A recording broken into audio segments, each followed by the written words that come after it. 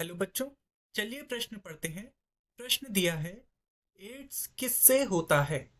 विकल्प ए फाज विषाणु, विकल्प बी पैपिलोमा विषाणु, विकल्प सी जेमिनी विषाणु, विकल्प डी रेट्रो विषाणु।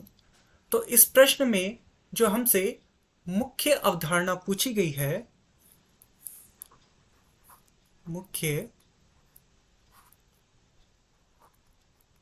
अवधारणा जो पूछी गई है वो है एड्स, अर्थात एड्स के विषय में इस प्रश्न में हमसे पूछा गया है।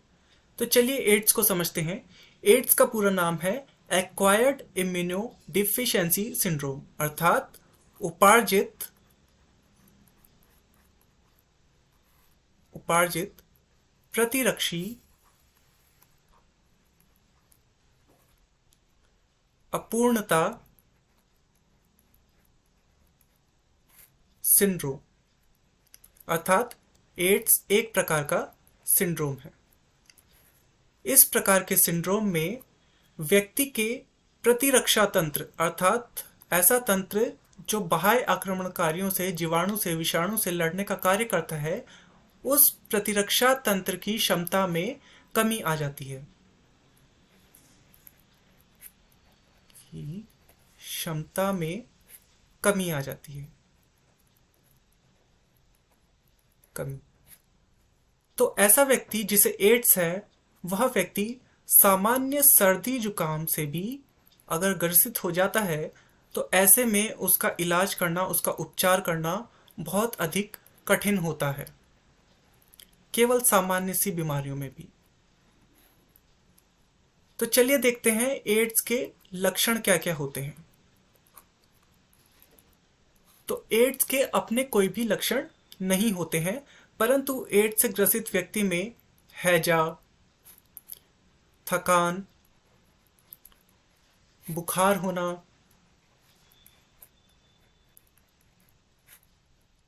या फिर भोजन में अरुचि होना, इस प्रकार के अनेक लक्षण उसमें देखने को मिल सकते हैं।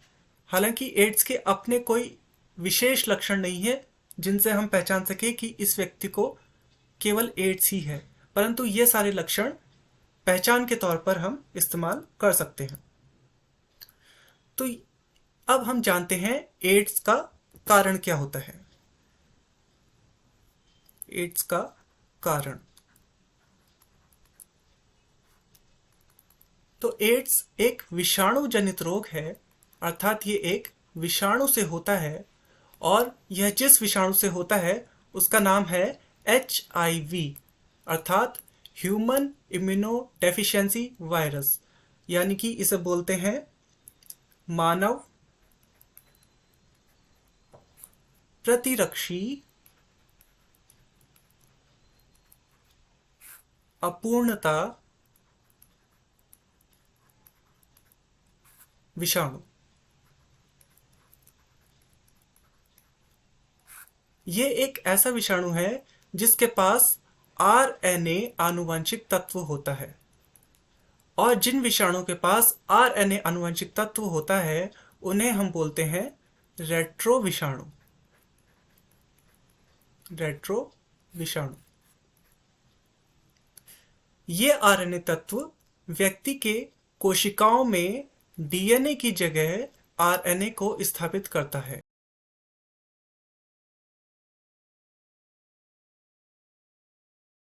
न्यूक्लिक अम्ल को ये कोशिकाओं में स्थापित करता है, डीऑक्सीराइबोन्यूक्लिक अम्ल को हटाकर। इस प्रकार की कोशिकाएं आगे संदेश भेजती हैं कि इन कोशिकाओं की प्रतिलिपि बनाई जाए। जब इन कोशिकाओं की प्रतिलिपि संपूर्ण शरीर में फैल जाती है तो वह प्रतिरक्षा तंत्र को कमजोर कर देती है, और शरीर का प्रतिरक्षा तंत्र इस विषाणु से, HIV विषाणु से नहीं लड़ पाता। ऐसी स्थिति में हम बोलते हैं व्यक्ति को एड्स है। ये एड्स संक्रामक रोग है, परंतु ये रक्तदान या फिर मां से शिशु में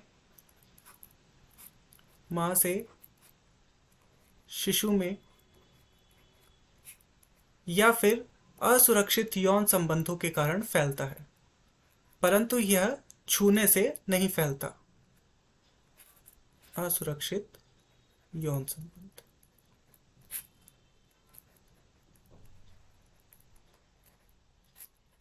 तो चलिए अब अपने प्रश्न की ओर आते हैं। प्रश्न में हमसे पूछा था एड्स किससे होता है। तो हमने देखा एड्स HIV नामक वायरस से होता है, जिसमें RNA यानी कि राइबोन्यूक्लिक अम्ल नामक आनुवंशिक तत्व होता है, और इस प्रकार के विषाणुओं को हम रेट्रो विषाणु कहते हैं। अतः दिए गए प्रश्न का सही उत्तर होगा विकल्प डी, रेट्रो विषाणु। मैं आशा करता हूं आपकी यह समझ में आया होगा। धन्यवाद।